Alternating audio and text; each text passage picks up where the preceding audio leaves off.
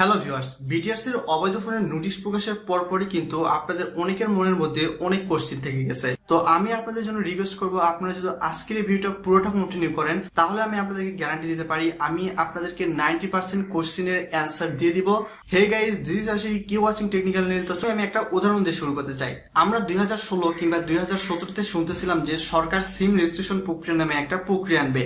ওই সময় কিন্তু আমরা অনেকেই বলতেছিলাম যে এই প্রক্রিয়াটা কখনোই সফল হবে না, বাট দিস টাইম অর্থাৎ প্রেজেন্ট সময় কিন্তু আমরা বর্তমানে দেখতে পাচ্ছি যে এই যে সিম রেজিস্ট্রেশন প্রক্রিয়া, এই প্রক্রিয়া কিন্তু সফল হয়ে গেছে।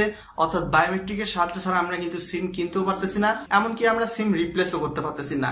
এই যে ফোন রেজিস্ট্রেশন নামে একটা প্রক্রিয়া আসবে এবং এই রেজিস্ট্রেশন প্রক্রিয়া কিন্তু সাধারণত আনঅফিসিয়াল, অবৈধ এবং ক্লোন ফোনের উপর বেস করেই হয়ে থাকবে। তো এটাও কিন্তু অলরেডি সফল হয়ে যাবে। প্রথমে একটা প্রশ্ন উত্তর দিয়ে শুরু করি। একজন প্রশ্ন করেছেন, অনার 9N এই ফোনটার ইন্ডিয়ান ভার্সন কি ইউজ করা যাবে?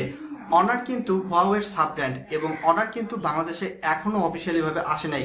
সো বিটিআরসি নোটিশ মোতাবেক কিন্তু অনার একটা অবৈধ, আনঅফিসিয়াল কিংবা ক্লোন একটা কিংবা নকল একটা ফোন হিসেবে বিবেচ্য হবে।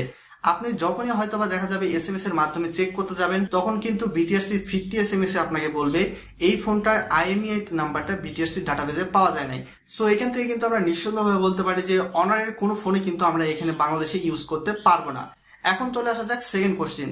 সেকেন্ড কোশ্চেন হচ্ছে, অনেকেই বলতেছে আমার ফোনটা অফিসিয়াল, বাট আমার ফোনটা এসএমএস দিচ্ছি বিটিআরসির ডাটাবেজ থেকে বলতেছে যে এই ফোনটা বিটিআরসির ডাটাবেজে নেই। সেই ক্ষেত্রে আমি কি করব?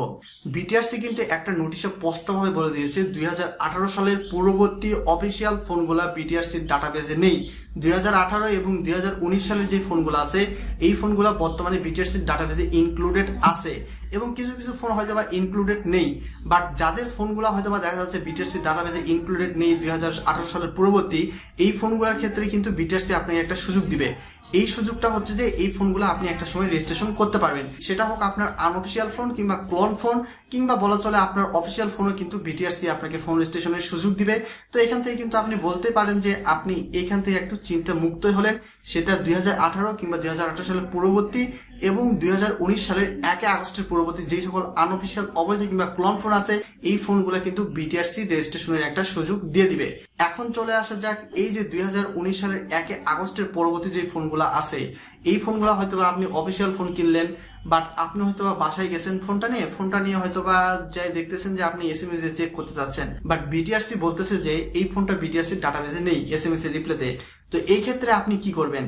আমি আপনাদের একটা কথাই বলতে চাই, আপনি 1 আগস্টের পরবর্তী যেই ফোনটাই কিনুন না কেন সেই ফোনটা দোকানে যাচাই করে কিনবেন।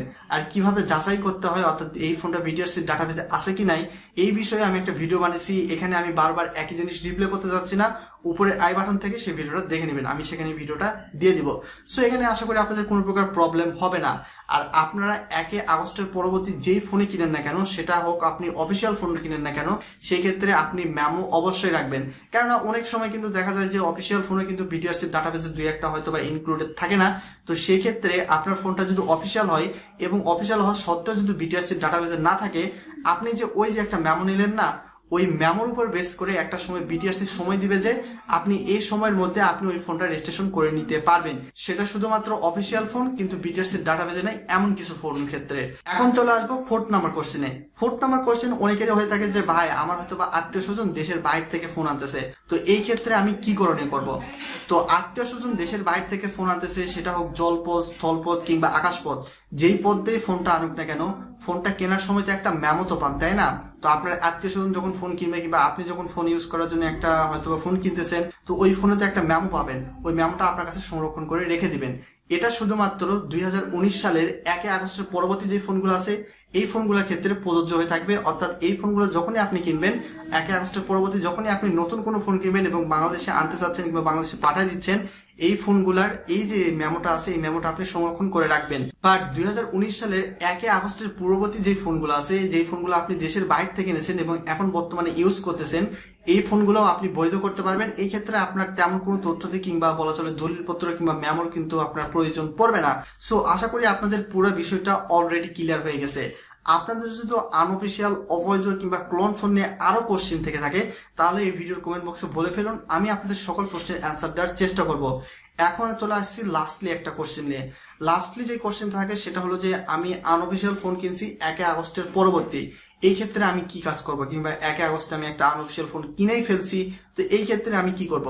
তো এই যে আনঅফিসিয়াল ফোন বর্তমানে কিন্তু বাংলাদেশে অহরহ, মানে অধিকাংশ মানুষই দেখবেন আনঅফিসিয়াল ফোন কিন্তু কিনতেছে জাস্ট হয়তো 1,000 থেকে 2,000 টাকা বাঁচানোর জন্য। তো বেশিরভাগ ক্ষেত্রে এরকম মিড রেঞ্জের প্রাইজের ফোনে আমরা বেশিরভাগ মানে গ্রাহক কিনে থাকি। এই ফোনগুলোর ক্ষেত্রে সরকার কিন্তু একটা সময় হয়তো আপনাকে একটা রেজিস্ট্রেশনের সুযোগ দিবে, বাট আপনাকে একটা নির্দিষ্ট পরিমাণ জরিমানা করা হবে। এই জরিমানার উপর বেস করে আপনার ফোনটা আপনি রেজিস্ট্রেশন করে নিতে পারবেন। তো জরিমানার পরিমাণটা কত এবং কখন যে ফোনটা রেজিস্ট্রেশনের সময় দিবে সরকার, অর্থাৎ আপনার ফোনের আইএমইআই নাম্বারটা বিটিআরসি ডাটাবেজে গ্রহণের সুযোগ দিবে, এ ব্যাপারে সরকার এখনো কোনো নির্দিষ্ট সিদ্ধান্ত দেয় নাই। আশা করি আপনারা পুরো বিষয়টা বুঝে গেছেন।